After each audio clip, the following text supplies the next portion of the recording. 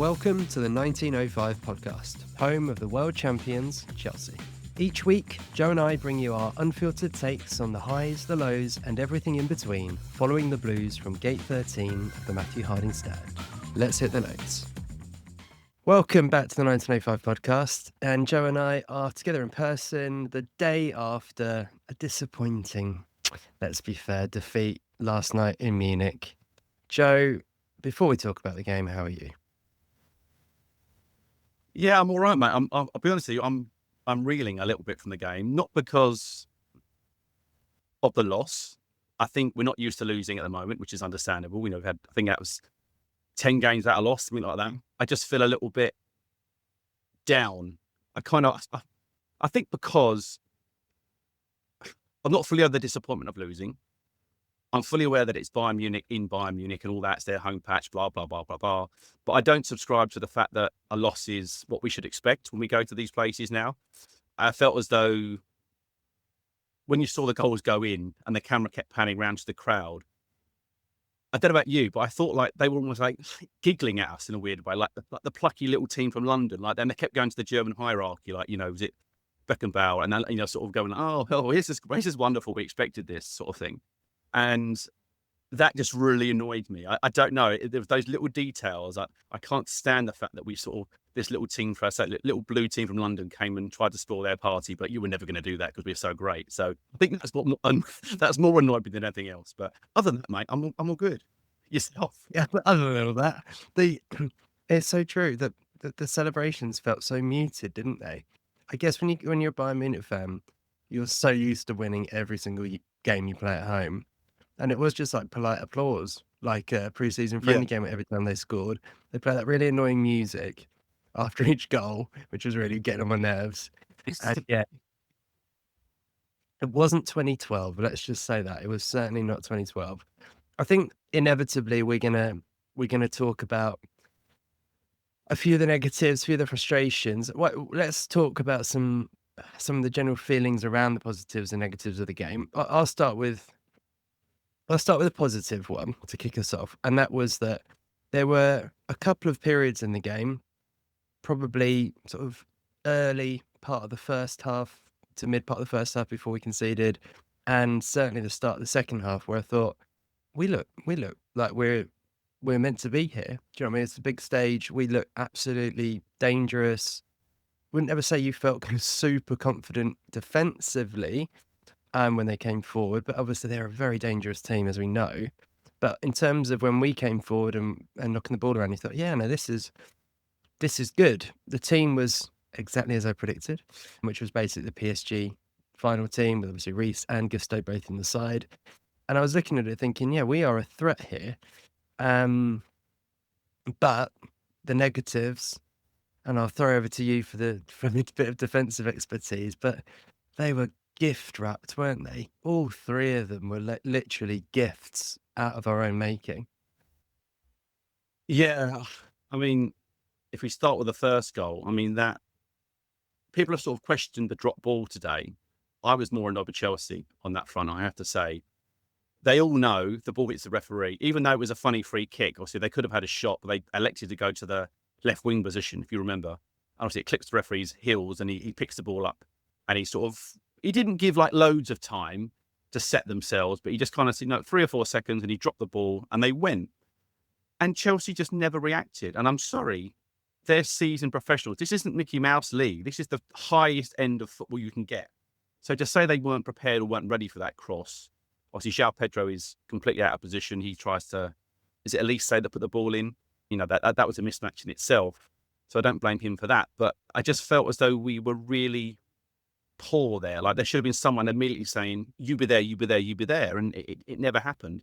Obviously, could Trevor done any more? I think it's a really hard ball to deal with. He had a player right on him. I'm not gonna pick holes in Trev for that. It's one of those things, it can happen. The second goal, forgive me because I've completely forgotten the second goal. The Casado penalty dives in. Again, it felt like second goal, was it just me, or it felt like the TV producers did not expect Chelsea to have given the ball away so quickly? Because it was suddenly like, oh, they're in. Well, it was weird, wasn't it? Because the referee immediately just said no penalty. And then within, I don't know, maybe 2 or 3 seconds, he pointed to the spot. Now, I actually don't mind if VAR are going to react that way and kind of get in the referee's ear and say that is definitely a penalty and just give the decision and save all the going to the TV nonsense. I've got no problem with that. But I don't know if that's how it's supposed to be done in Europe. I'm not sure. But I think it was a It was a penalty. penalty, wasn't it? Yeah. Yeah, I'm not going to question that either. I think it was a penalty. I think Caicedo gets himself in a funny position. He gets himself all wrapped up. And Kane is so clever at that. You know he's going to go down. He sort of felt the pressure, and obviously, and off he went. But you know what? We're so used to, and I think we'll probably talk about the fact it wasn't Caicedo's best game last night by any means. Probably his worst for a long, long time actually. But we're so used to him always getting the ball, even when free kicks are often given. Then you watch the replay back and you're like, no, he got the ball. Terrible decision. That when it was given, I was like, oh, I wouldn't be surprised here if he's got the ball and it's going to be sort of overruled. But no, it was a foul. I think the linesman might have given it. I think that was why there was a slight delay, and then the linesman's kind of got the referee's attention and given it. But it felt like, having been started well in the game, playing well, you're suddenly 2-0 down within 5 minutes, which was really frustrating. We won't talk about the Palmer goal because we'll talk about positives later. The third goal, I mean, you must have loved the way we played out at the back there, Joe. You must have really been enjoying that. It's really silky, isn't it?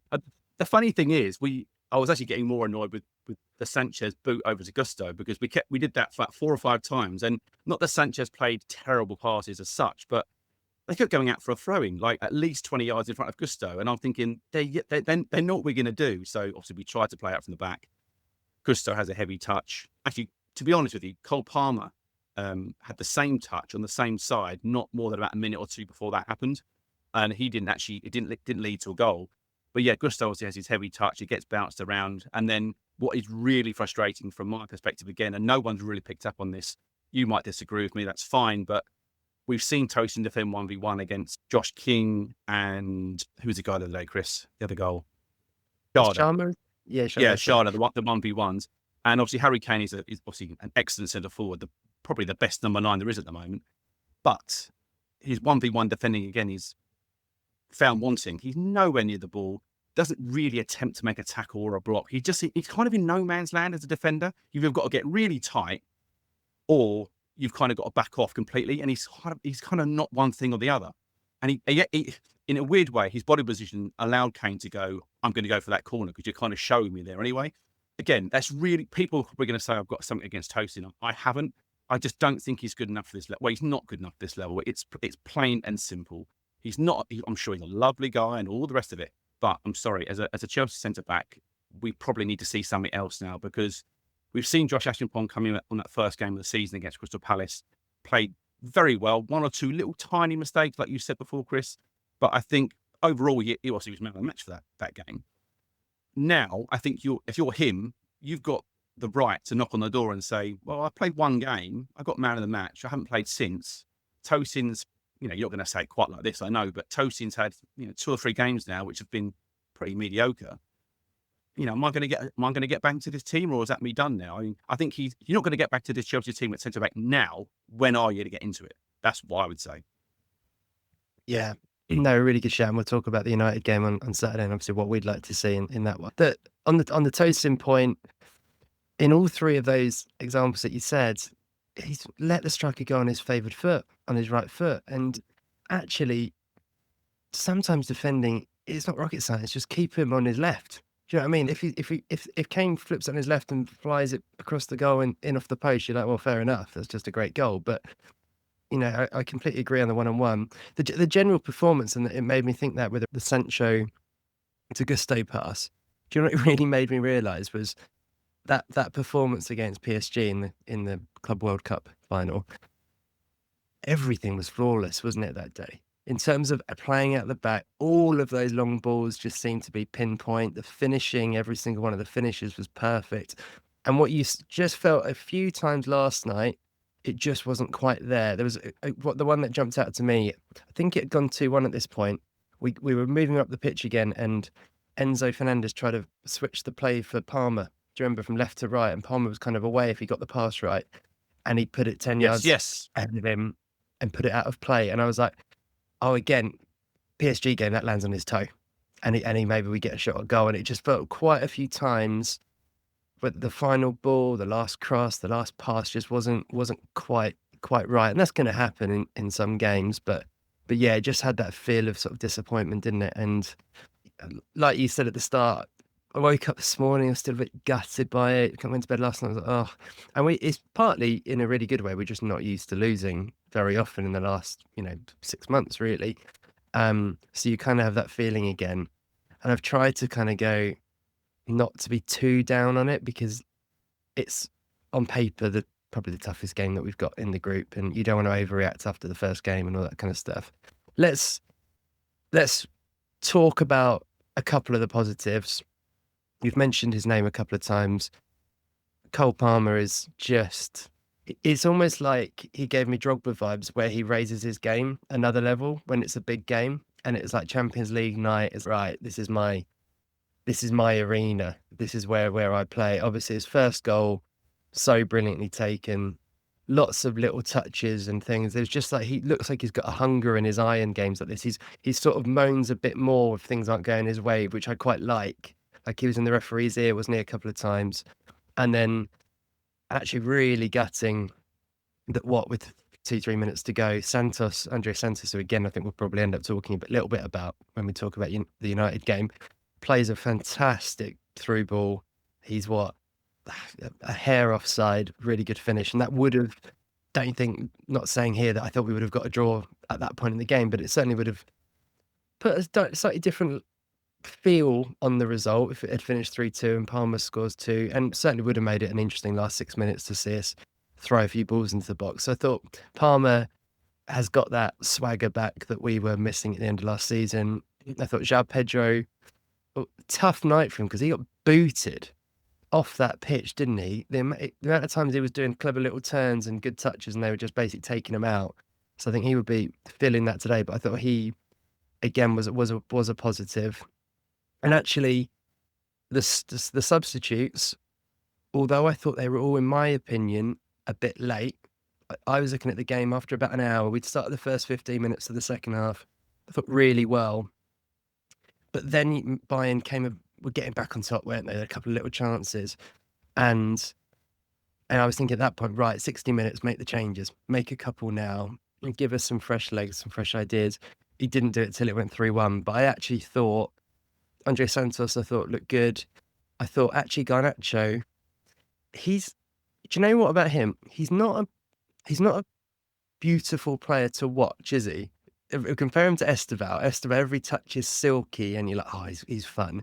Garnacho isn't that, but he's effective. And I thought, again, a little bit like he was against Brentford, every time he got the ball, he kind of does that little driving run down the left, pulls balls back, causes problems for the defender, gets in the box and makes things happen. I thought he, again, actually was quite positive going forward.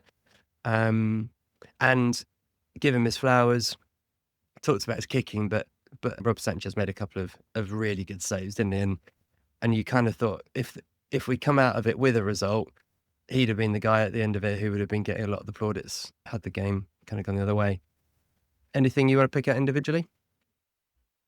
Yeah, I was gonna lead with Sanchez. I know Palmer is the one to talk about because he was exceptional, but I was going to lead with Sanchez because I really felt as though without him last night, it could have been. We're saying it could have been 3-2, which is quite right. I think it could have been 5-1 without him too. And I think that's where the Champions League can get you. You know, we've played these minnow sides without being rude in the Conference League last year, and you could get away with missing the odd chance. You can get away with conceding the odd goal. It doesn't really matter. But in the Champions League against this opposition, the ball's coming across to Elise or Diaz or Kane.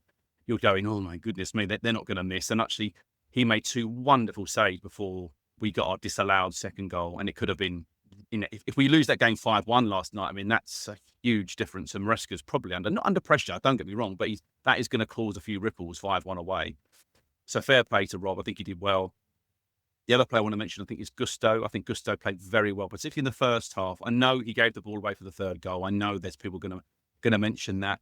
Listen, when you've played football under those conditions, you are going to make mistakes. It's as simple as that. It's how you react to them. That's where you need your friend in Tosin to get you a block and get you out of trouble. And I think it'd be very easy to come on here and say, "Oh, Gusto did this or Gusto did that," because the goal was kind of on him a little bit. But that kind of detracts from the 89 minutes that he played beforehand. I thought he actually had a very good game, and it's nice to see him looking like a bombing on up and down fullback. We have mentioned that. We have said that he's been doing that a lot more this season and through the Club World Cup as well. But I'm glad they haven't sort of decided that, oh, we're just going to go back to the tippy-tappy stuff from the back and you can invert. They basically said to him, I think, you're not going to do it. Kukureya's going to do it, or Reece James will do it when he comes on. I mean, Reece, when he came on the other day against Brentford, he basically just played in central midfield, didn't he? He was in there the entire time we had possession of the ball. Obviously, when we lose possession, he goes back to right back. But they basically just decided that he can't do it. And I think he deserves a bit of credit. Because that's again, a hostile game. Lots of good players, coming against him winger-wise, and I think he did a superb job. You mentioned Palmer. Yeah, outstanding, wonderful finish for the goal. I mean, I'll be honest with you, it can sound mad. I didn't expect it because we're 2-0 down. I was like, you're watching it a bit deflated. Oh, no. And then we played this wonderful bit of midfield play out wide. Was it Enzo that crossed it? I can't remember. Anyway, It was obviously got played. Gusto, to be fair. Sorry, it's Gusto. They did Yes, sorry, you're right. Yeah, Gusto obviously plays the ball across. I think Enzo might play the first pass, but yeah, it gets played across, and the way he just caresses it into the top corner, I mean, it was beautiful. And I fully agree. Had he gets if he gets that second goal, it does give us a little bit more of the result looks a little bit kinder to us, and maybe you go away, okay, we lost. No, don't want to lose, but could have been worse. I think João Pedro, he didn't have a shot on target or a shot, I don't believe, all night long, which kind of you think, oh, that's not good for a forward. But his work rate was something else. And you say in that first half, he was getting kicked to smithereens. And I just loved the way that there was that passage of play. Forgive me, because I can't quite remember the minute. It was near the end of the first half, maybe in the 40th-ish minute, where he receives the ball in midfield. He does a stop turn, dribbles forward, goes past another one, and then Elise just comes, rushing into him and just stands still. So he knocks the ball around him. And what makes me laugh is the commentators are going, oh, what could Elise have done? Well, he could have either made a tackle or got out of the way. That sort of nonsense does my head in. And Glenn Hoddle, by the way, I love Glenn Hoddle. I think his commentary is actually really good. I love listening to him. I could listen to him all night, opposed to some of the other ones. But I thought, come on, Glenn, what could Elise have done? I'm thinking anything. He's clearly stopping the play. But I thought Pedro overall was great. And I think the real sad thing about this whole situation is that Levi Colwill and Liam Delap, I didn't realise quite how much we were going to miss Liam Delap. I think we had a real game plan set out this season for us. If he misses the odd game or doesn't start the odd game, fine. You always know you've got him to come on. And I think João Pedro is having to sort of do a lot of this donkey work, which maybe he wasn't thinking he would have to do this season. We could almost play with 2 10s with him and Palmer, with Delap up front. And I think now he's having to be that number 9 and drop back. Oh, and can you go and do a bit on the right-hand side? And it's all a bit much for him. And I'm hoping that we don't overplay him because we haven't got really many other options there. I think that is a genuine worry, isn't it? Because just looking at the players, just legs. And I thought Enzo and Caicedo looked tired last night. The legs wasn't quite there. And you kind of go, oh, like you're looking at João Pedro thinking, when he was getting kicked and he went down a couple of times thinking, God, please don't be injured, because we are in big, big trouble if he is. And also even the aspect of they would obviously play together quite a bit, like we saw against West Ham, and they looked really good together. But even just like we saw in the Club World Cup, where they could rotate a little bit. João Pedro plays for an hour, then Liam Delap comes on and runs them ragged for half an hour. And I remember us saying at that point, oh, this is going to be fun. Because whichever one of them starts, the other one's going to cause a completely different problem if they come on. But yeah, it's a big loss there, I think.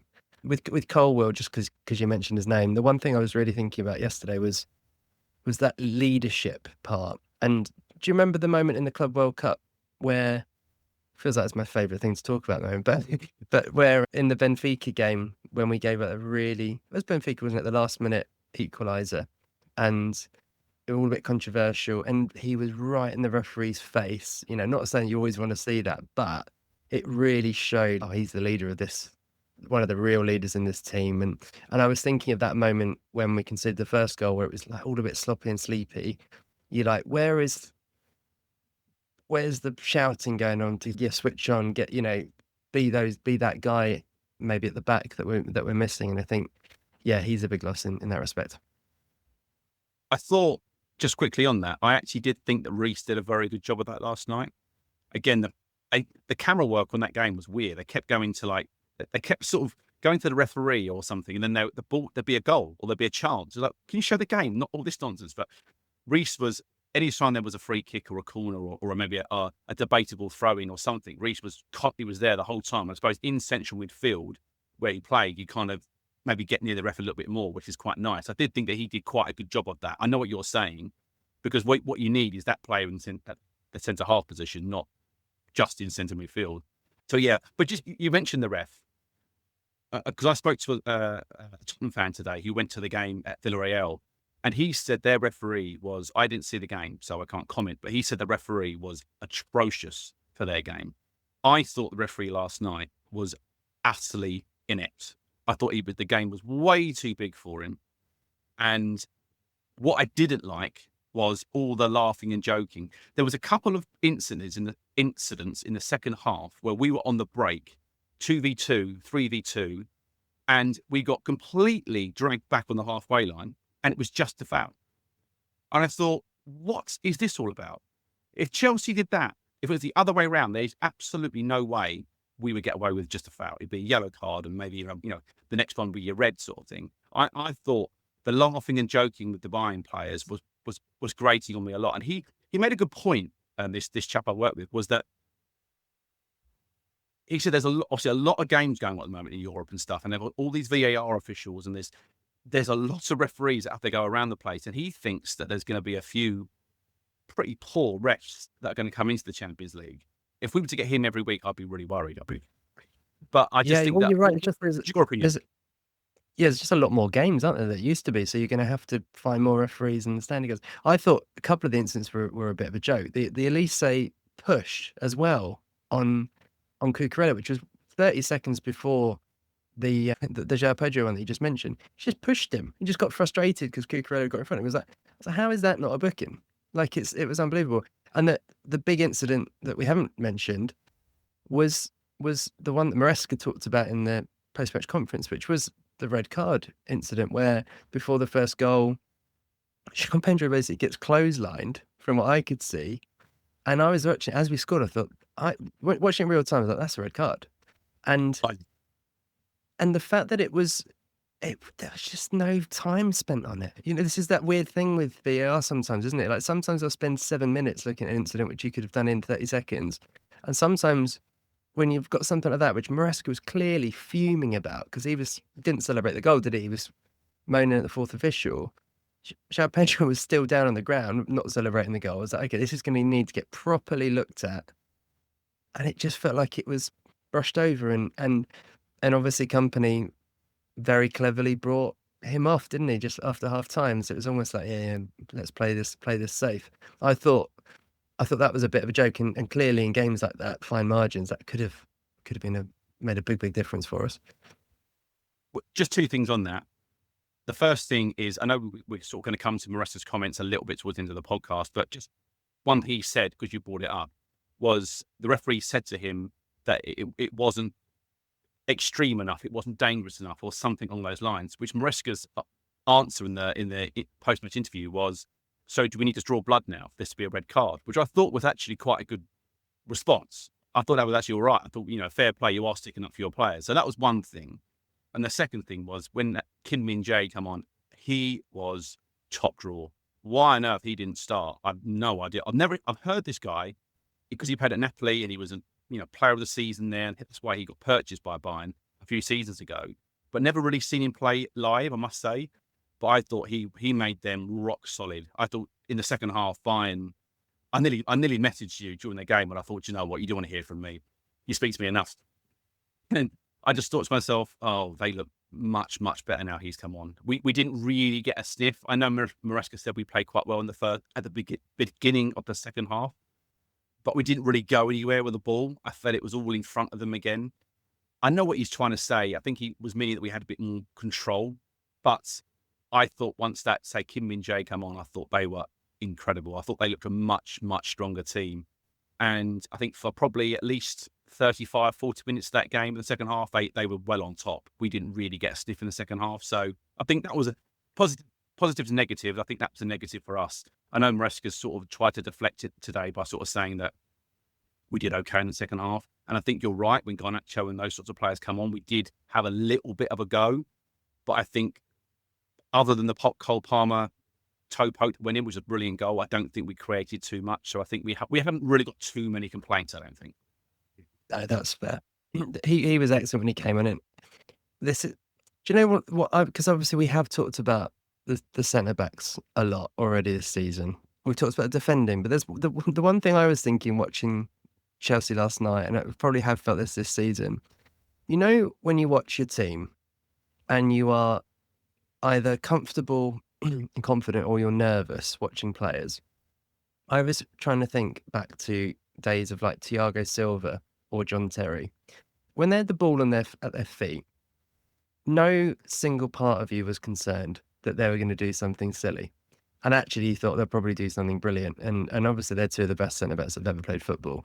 But I was looking at the back four and thinking, yeah, when Cucurella's got the ball, I'm completely relaxed. When Reece has got the ball, I'm completely calm. When Casado's got it, I'm calm. When Tosin and Chalobah have the ball at their feet, my heart is racing. And again, 99% of the time they don't give the ball away, so it's unfair. But all I can tell you is my emotion watching it, as they're like, we're playing the way we want to play, we're spreading the ball. I'm like, oh no, I'm just nervous watching them do it. And I was like, this is interesting because if they were different players, even playing that way, I'd feel different. And you sort of see it. I think someone like Van Dijk, obviously, again, is brilliant. But you watch him at Liverpool, and he's not going to give the ball away. He's in control of this situation, and that just feels there is that feeling we had with obviously Robert Sanchez a lot last season, and we often talked last season about that it made the defenders in front of him nervous. You just wonder if there is this feeling of the team just going, yeah, we're not as comfortable as we were when you got Colwell rolling his foot on top of the ball, playing at his own pace, and all that kind of stuff. It's weird you bring up Thiago Silva because I actually wrote him down today, like in this little, I was making some note sections for this, and I was just thinking, what would you give? And I don't want to harp on about players that we used to have because they're not. It's irrelevant. I know this, but imagine you dropping Thiago Silva into this team now when he just joined Chelsea. So I'm not talking about when he was 25 and that. I'm like when he come up the age of 35 or whatever he was, 36. Drop him into that team now and say, right, you're going to go and play for the next 3 or 4 years. What would Levi Colwill and Big Trev or anybody else, Badia Shill, I know they played with them a little bit anyway, but what would we give now to have him in this side? You've got all these talented, up and coming, fantastic young players. Name your player you want, any of them. They're all fantastic, but they're inexperienced. And that's my biggest gripe with the transfer window would be is that there was no experience in that centre half position. And I'm not buying Tosin. I'm sorry, I'm not having that. I'm talking about a player that's been there and done it and got the T-shirt going into that side and saying, this is what this game means. Losing this game could have a knock-on effect for this or that, and et cetera, et cetera. Players that don't have that experience just go out and play the game. I think sometimes you need to know what is at stake, and I think that's where we kind of lack massively with our centre halves is that there's just not enough. There's not enough belief, and you said it yourself. You felt nervous when they're on the ball. I'm the same. I don't get that sense of we're in control here. And I don't know about you, but Tosin does this thing. So it's obviously a pre-planned thing from the goal kicks where Tosin passes it to Sanchez. Sometimes Sanchez passes back to Tosin. Then Tosin passes back to Sanchez. And there's 4 passes we don't need. Immediately, we don't need that. It's nonsense. But equally, when Thiago Silva or John Terry, as you said, had the ball at their feet, how many centre forwards would approach them? I would suggest almost none. But when Tosin's on the ball or Trev's on the ball, you can just see that centre forward thinking, I could get this. And he might not go for the first one. He might go for the second one. But on that third one, when we get a goal kick, he's going to go, right, now I'm going to go. But like JT or Thiago Silva or insert centre half, whoever you like, I don't think they're too good on the ball for one, and they won't attempt to go near them because they'll just play it around them. So I think that's the biggest part for me is that not enough experience, and I don't think they've got enough kind of credit in the bank as a football player. Yeah, well, we often talk about us playing football and you coaching football. It's that cruel thing that you get, even playing Sunday football, where you're like, lads, the right back, get on his touch every time. So actually, you sort of spot a weakness, and actually it makes it even harder for that player because you're like, get on him, and you're like chase him down, and it almost. I was thinking that this. I was like, they are really chasing these guys down every time Tosin gets the ball to feet, whereas you wouldn't do it because you're going to get made to look silly. And you see it at any level of football, you're like, really, if we're up against a really good player, yeah, no point going near the centre back. He's going to play it, but when he plays it to the right back, then you press, dangerously. But right after the break, let's talk about the big game in Manchester on Saturday, and hopefully turning this week around from what's felt a little bit negative into par. So after the break, we'll talk about Man United.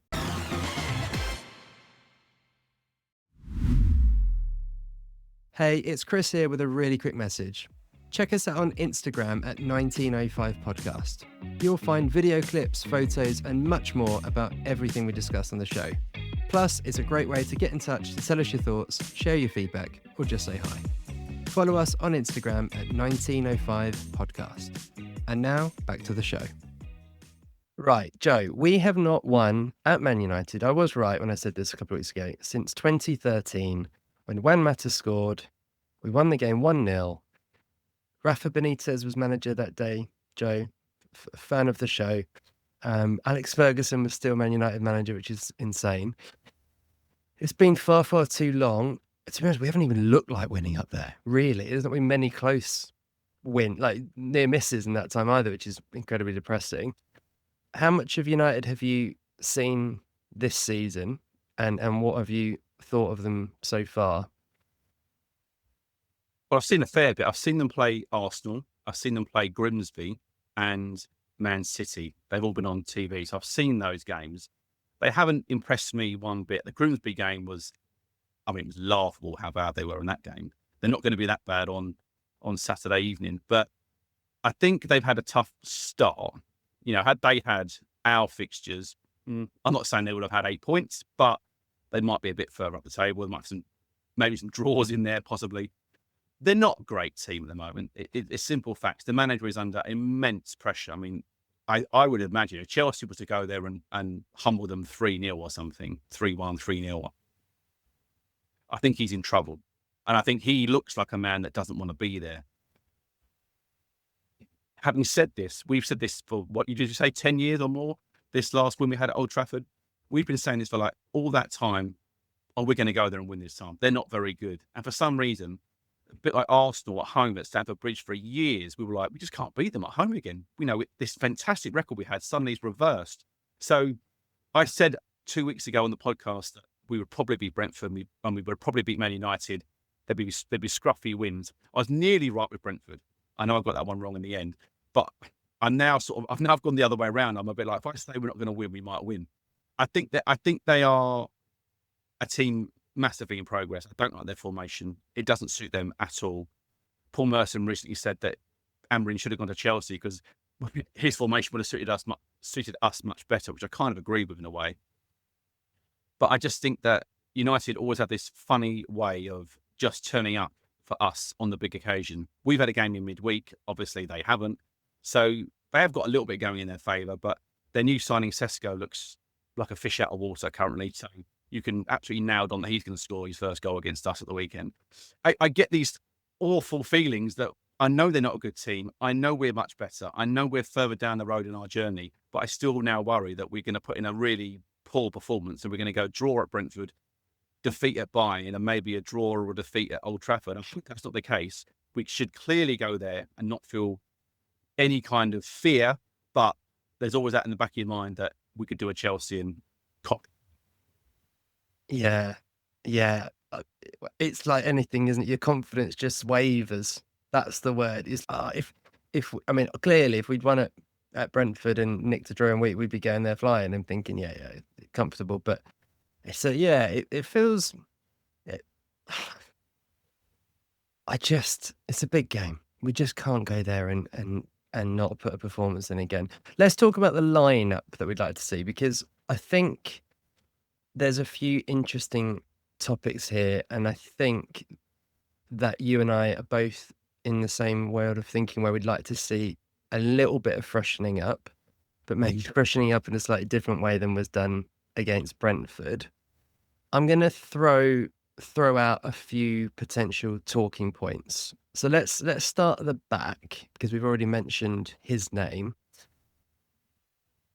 Centre back, I would like to see change because exactly as you've said, you look at the last 2 games, 5 goals conceded, and actually a lot of those issues look like certainly centre back is a part of that problem. Talk to me about Josh Achimpong and Wes Fofana, and talk to me about what you would start with at centre back if you're Maresca on Saturday. I think if Fofana's fully fit, he has to start because he's a £70 million player. You don't start a youth team player over him if Fofana's fit and ready to go. The argument is Fofana fit and ready to go? We don't know. He played half a game against Brentford and he looked okay, but he's a centre-back playing right back, so that's not fair on him. Give him his natural position, let him go and play, and if anything, bring Josh on after an hour. I think he fully deserves his chance, Achimpong, because for the reasons we said at the start of the podcast, he's done nothing wrong. And if I was a player like him, I would be infuriated that I've been sort of dropped for, a more experienced guy. But if that guy's not performing, then there's no way you should keep your place. Yeah, I'm with you. I think it's quite important as well that Maresca does set a stall out to say, that we've got a big competitive squad here. If you're not playing great, you come out the side. So that's the first thing I'll be looking at on Saturday. I think when the team comes out is who has he got a centre back. Let's go through the team. It's always fun to do. So we'll be obviously Rob Sanchez in goal. It'll be Cucurella. Are we thinking don't change everything? So therefore it's Chalobah plus, as you say, let's say Fofana. Would we go with that? And then right back. Toughie. I mean, virtually every team we'd want to pick, we'd want to have Reece in there. Obviously, Gusto played well in the week. Who would you go right back? Would you go Gusto or Reece? It's going to be Gusto, 100%. James looked like he was knackered last night, I thought as well. I just, we want to see Reece James, but it's not going to be. He's done this a lot, Maresca. You think he's going to play James and he always plays somebody else. I think it's going to be Gusto. Right. Caicedo plays, that's an easy one. Let's bring up the next talking point. Andrey Santos, who has come on a couple of times. Well, he's come on, I think, in every game this season, but has certainly looked lively when he's played. He's the one that from the summer that I think most Chelsea fans were excited to have back in the squad and wanted to start seeing more of. I feel like maybe for the 3rd year running, at about this point in the year, I'm saying Enzo Fernandez looks leggy. And he reminds me a bit of one of those players who takes a little bit of time to get into the season. Frank Lampard, actually, who is my favourite ever player, was sometimes a bit like this.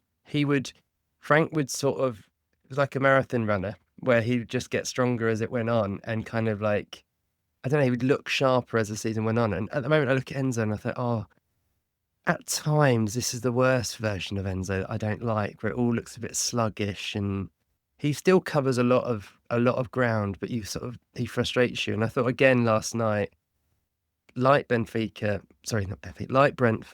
and again like Fulham, I didn't think it was his best game.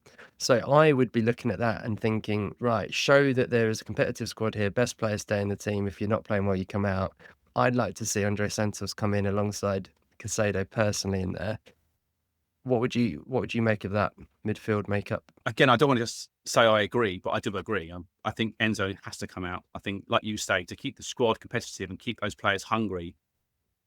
Enzo didn't actually play that bad last night. I actually thought he had quite a good game. I think what you miss with Enzo is he gets in the box. Now, I know he missed, is it hard to say he missed a couple of chances, but he got in that first 10 or 15 minutes, like you say, that good passage of play that Chelsea had. He was the one that was arriving late into the box and he had 2 chances. So you are going to miss that. You're taking that out of your game. But I think what Santos offers you is a bit more bite. Even though Enzo does sort of scrap, he tends to push and shove, whereas Santos tends to just tackle hard. And we know this Santos, he's got a fantastic pass. He did it in pre-season for an assist, I think for Delap, I want to say. And that fantastic pass last night for Palmer, that obviously the goal was disallowed. But I think you also get a player there. You can tell he's a bit of a seasoned pro now because when Jackson came on last night, did you see that tackle that he gave him? Goodness me. When they showed it back, I went, oh my word. It was absolutely disgusting. And what was interesting was what Santos was gesturing to say, get up, you fanny. You know, it was that type of gesture. And I thought, oh, I like that about you. You got a bit about you. I like that. So, yeah, I agree. I think he would definitely need to come in to give Enzo a rest, if nothing else. Now Pedro plays up front, so therefore let's pick our three behind. I'm going to go first. I'm going obviously Palmer. I'm going to put Palmer back in the 10, so Palmer in the middle. I think Esteval on the right wing. I think that Pedro Neto has been brilliant. I think he just looks understandably a bit leggy. He played a lot of minutes as well on his international duties. He really hasn't had a break. I think let's see what Esteval can do from the start at Old Trafford. And I think I would start Garnacho. He's got the look of him of a man who would be bang up for that game and either get himself sent off after half an hour or go and have an absolute worldie and get himself a goal and an assist. And I'm going with the latter as my choice and thinking the crowd are going to be booing his every touch. But I could be wrong. I think he's the sort of player that could really bring out the best in him and he's going to absolutely love it. So I would go with that as my three. What are you saying? Two things. Do you think he's liked Man United? Do you think they feel sorry for him anyway, the fans, or is he pure hatred now? Again, I mean, small pockets definitely. Match going fans might be a little bit different. I know he had a few run-ins with the fans. It's been interesting, isn't it? Because you hear people, proper United fans since he's left. A lot of them said, actually, he's a good player. I think you're going to like him more than you think you will. But I think on a Saturday night like that, he's an easy target, isn't he, for abuse? And again, we've talked about before, he's just got the look of someone that you kind of, even when he comes on, I haven't got used to him in a Chelsea shirt yet. Have you? I'm still sort of warming into it. So I think whether there's fans that like him or don't like him, I think he'll get a load of stick. Okay, so would you prefer, if you're him, to get half an hour come on as a sub, so you're warming up on the sideline, you're getting absolute dogs abuse from the fans as you're warming up, and then your number comes up and you get booed something, rotten as you come on? Or would you prefer to start the game and every touch is just booed and hissed? I think I personally would prefer to start, because I the idea of standing there and 70,000 people while absolutely, booing out the ground is horrible. I would personally, I would probably stick, and I know why you're saying it, because I kind of agree, because I didn't think Neto actually had a very good game yesterday. But I would stick to the tried and tested, and I would give him more than he got against Brentford. So I'd give him half an hour, 25 minutes, not 12 like he got against them. I still think he's working his way in. I think he was good when he came on yesterday. I agree. I think he's oven ready, isn't he? He's a Premier League proven player. So, whereas Gittins looks a little bit like bound behind ice at times, I think that he kind of has that. When he comes on, he's quite direct. He can sniff a goal out. He's good at scoring a goal, good at creating a goal. He takes a player on. He's not scared in any way. I think he has the right attitude. I think he would, if he did start, I think he would give a good performance. I don't think he would go into his shell. My worry is, just like what you said there, being Argentinian, they are a bit, hot-blooded, and I wonder if he would go in steaming into someone like Fernandes and get himself sent off, like you say.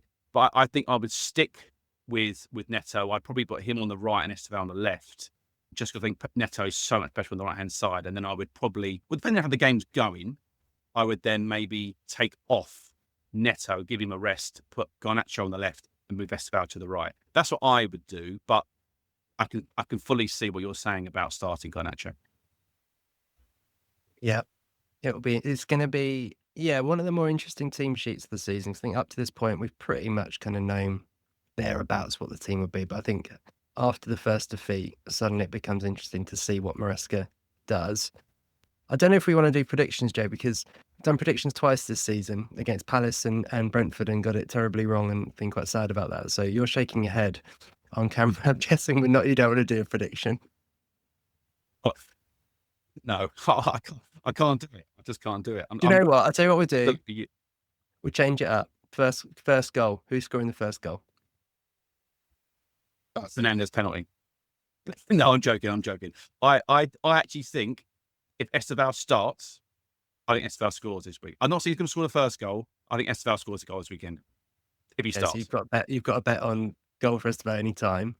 I'm gonna go Cole Palmer. He just keeps putting it bottom left. He's just gonna do it again for us. I think we should wrap it there, Joe. Any final comments from you for this one? No, not really. I think I would just like Maresca to get his selection correct. I think there's too many times last season and this season where we tend to make 2 or 3 substitutions at half time, and it's a bit like, come on, mate. If you're doing that many subs immediately, you know you've got something wrong. Don't tinker. As in we're asking to change a couple of players. But what I mean is tinker for the right reasons. Don't just tinker for the sake of it. You know, when we played Hato, etc., the other day from the start, it didn't need to really happen. Play your starters, bring them off. I think that's what I would always say to anybody. Maybe a bit of a cliche, but I think it works. I think you saw Liverpool play Burnley the other week. They started everybody. And then as the game goes along, they bring 1 or 2 off to give them some rest. I think that's a better way to do it than bring everybody on and hope to kind of change the game. So Maresca, get your selection right. And yeah, let's try and go to Old Trafford. And for God's sake, let's win a game of football again. Don't concede the first goal because saw this earlier today. Chelsea have effectively conceded the first goal every game so far this season because technically Palace as VAR overruled, and obviously Fulham exactly the same. But take those out, we've conceded first in every game. So yeah, a strong start I feel like would be nice. And yeah, there's too many games where we've got to half time and we haven't started yet. So let's hope we do that. We'll be back. Yep, on I guess Sunday or Monday to reflect on the game. And yeah, hopefully we are going to be celebrating the first win at Old Trafford for 12 years.